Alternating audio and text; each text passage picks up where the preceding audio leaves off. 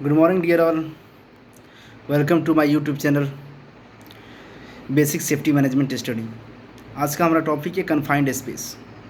तो आज के इस टॉपिक में हम जानेंगे कन्फाइंड स्पेस से related hazards and confined space का एग्जांपल कि कन्फाइंड स्पेस के अंतर्गत क्या क्या चीज़ें आती हैं जिसको हम कन्फाइंड स्पेस बोल सकते हैं, और इसका कंट्रोल मेजर्स क्या होता है कन्फाइंड स्पेस से रिलेटेड, और इसका इमरजेंसी इवैक्यूएशन प्लान के अंतर्गत क्या क्या होना चाहिए, बेसिक चीज़ें। तो आइए शुरू करते हैं आज का टॉपिक। तो सबसे पहले हम जानेंगे कन्फाइंड स्पेस क्या होता है, यानी कन्फाइंड स्पेस किसे कहते हैं। एक जनरल लैंग्वेज में जानेंगे इसको, बेसिक लैंग्वेज में। तो कन्फाइंड स्पेस हम उसको बोल सकते हैं जहाँ पर लिमिटेड एक्सेस एंड एग्रेस है, ऑक्सीजन डिफिशियंसी है, वेंटिलेशन की कमी है। उस जगह को हम, उस वर्क प्लेस को कन्फाइंड स्पेस के अंतर्गत रख सकते हैं और रखते हैं। तो आपको शायद समझ में आ गया होगा कि कन्फाइंड स्पेस किसे बोल सकते हैं, क्योंकि ऑलरेडी जो हमारे safety professionals and supervisors foreman जो पहले साइट पे काम कर रहे हैं उनको चीज़ें शायद पता होगा, तो एक बार हम रिमाइंड कर लेते हैं। अभी जानेंगे कन्फाइंड स्पेस का एग्जांपल, यानी कि इसके अंतर्गत क्या क्या चीज़ें आती हैं। आपका वेसल्स हो गया, टैंक हो गया, डक्ट हो गया, और उसके बाद से ट्रेंचेज हो गया, 1.2 मीटर बिलो ग्राउंड से जाएंगे, उसको भी कन्फाइंड स्पेस के अंतर्गत रखते हैं। तो कन्फाइंड स्पेस का एग्जांपल भी हम सब समझ लिए होंगे, ऐसा है कि अभी आते हैं कन्फाइंड स्पेस से रिलेटेड हज़ार्ड्स, यानी इसमें क्या क्या खतरे हैं, इसके अंतर्गत क्या क्या खतरे आते हैं काम करते वक्त।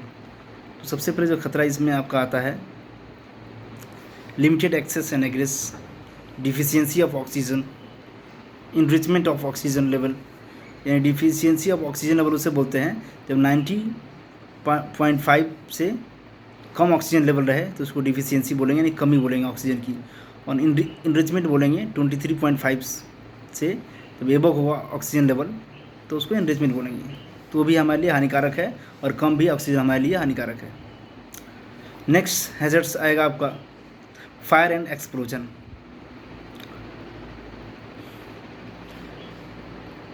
उसके बाद से हमारा जो हैज़र्ड्स है आगे उसको देखेंगे हम।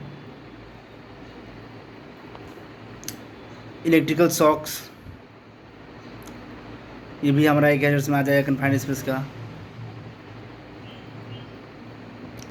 पॉइजनस गैसेस, ये भी हमारा एक जो है हैज़र्ड्स है कन्फाइंड स्पेस से रिलेटेड। अब इसका कंट्रोल मेजर्स के बारे में जानते हैं कि कन्फाइंड स्पेस का कंट्रोल मेजर्स क्या क्या है। तो सबसे पहले जानेंगे कन्फाइंड स्पेस में कंट्रोल मेजर्स क्या होता है। वो जो होता है कि कैसे इसको प्रिवेंट किया जाए, यानी जो हैज़र्ड्स हैं उसको कैसे रोका जाए, कंट्रोल किया जाए। तो सबसे पहले जब भी कन्फाइंड स्पेस के आदमी अंतर में जाएगा काम करने के लिए, वर्कर्स जाएंगे काम करने के लिए, तो वहाँ पर एक स्टैंड बाई पर्सन, जहाँ एक्सेस है लिमिटेड, वहाँ स्टैंड बाई पर्सन एक कन्फाइंड स्पेस अटेंडेंट के रूप में होना चाहिए, जिसके पास एक लॉग शीट होना चाहिए इन एंड आउट का, जो कि इन एंड आउट का लॉगबुक में एंट्री करेगा, कब वर्कर जा रहे हैं अंदर, कब आ रहा है बाहर, कितने टाइम में। और उसके साथ साथ प्रॉपर कम्युनिकेशन होना चाहिए वॉकी टॉकी के थ्रू, जो भी अंदर में आदमी कार्य कर रहा है कन्फाइंड स्पेस के अंदर, उससे हमेशा टाइम टू टाइम कम्युनिकेशन ज़रूरी है। उसके साथ साथ अंदर में आप अगर इल्यूमिनेशन की बात करें तो उसमें हम 24 वोल्ट का इल्यूमिनेशन लैंप दे सकते हैं। ये इसलिए क्योंकि अगर 240 वोल्ट्स का लगाएंगे ज़्यादा वोल्टेज का, तो फायर एक्सप्लोजन होने का चांसेस रहता है। 24 वोल्ट लगाने से फायर एक्सप्लोजन होने के चांसेस बिल्कुल नॉर्मल रहता है। आगे अंदर में हमको गैस टेस्टिंग करना है proper time to time. Oxygen level enrichment करता है, या ऑक्सीजनेबल एटमॉस्फेयर में बिलो होता है 90.5 से या 23.5 से एनरिचमेंट करेगा, तो भी हमको ध्यान देना है। साथ साथ एक इमरजेंसी प्लान होना चाहिए। इमरजेंसी प्लान में मेंशन होना चाहिए सारी चीज़ें कि आदमी को जब भी एक टीम होना चाहिए, उस टीम को पता होना चाहिए कि कब कैसे आदमी को रेस्क्यू करना है, कन्फाइंड स्पेस से बाहर कैसे निकालना है। उसके पास प्रॉपर पीपीज होना चाहिए जो रेस्क्यू टीम है, उसके पास स्काबा एक आता है, सेल्फ कंटेन ब्रीदिंग अपार्टस, और एक आता है scuba, self contain under water breathing apparatus.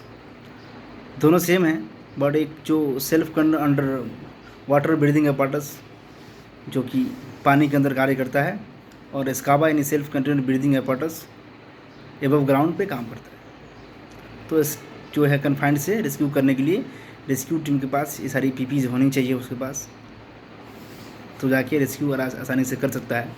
और जो वहाँ फायर अटेंडेंट हो, जो वहाँ पर अटेंडेंट होगा आपका कन्फाइंड स्पेस का, उसको अवेयर होना चाहिए। जो कन्फाइंड स्पेस में हैज़र्ड्स है, उस हैज़र्ड से उसको बिल्कुल अवेयर होना चाहिए कि वो रेस्क्यू कर सके और इन्फॉर्मेशन दे सके रेस्क्यू टीम को। तो ये सारी चीज़ें हो गई।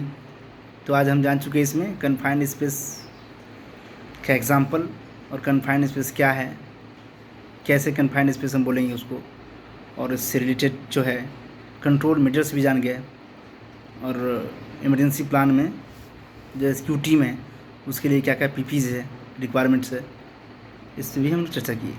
तो थैंक्स, दैट्स ऑल। फिर मिलेंगे नेक्स्ट वीडियो में, तब तक के लिए धन्यवाद।